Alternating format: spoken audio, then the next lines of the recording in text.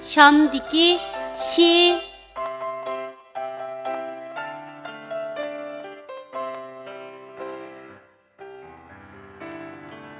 Bu harfning talaffuz qilinishi mundaq.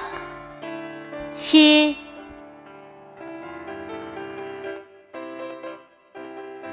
Endi bu harfni o'z ichiga olgan misollarni ko'rib o'tamiz.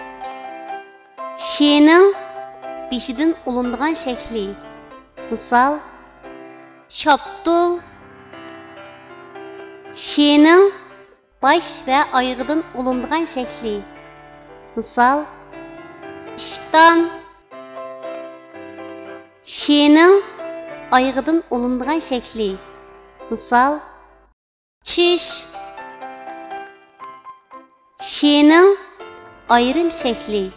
Misol: Taş.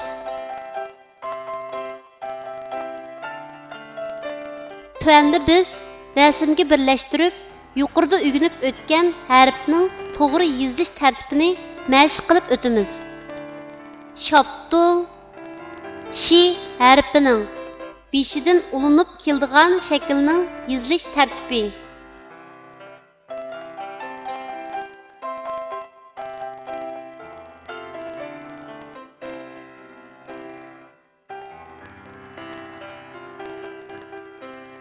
İshton şi harfining bosh va oyog'idan ulinib keladigan shaklning yozilish tartibi.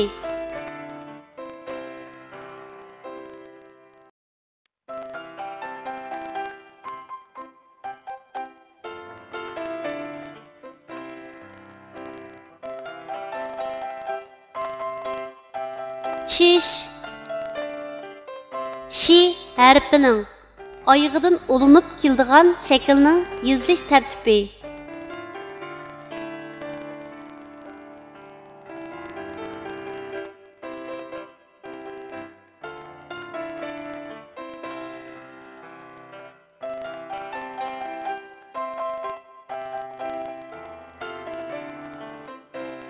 Taş. Şi harfining ayrim shaklining yozilish tartibi.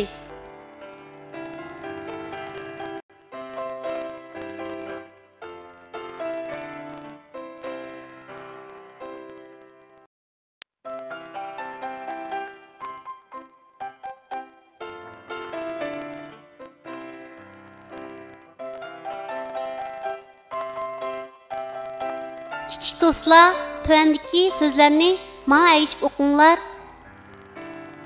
Aş, taş, eş, teş, şar, şo, ra, şora, şo, ta, şota,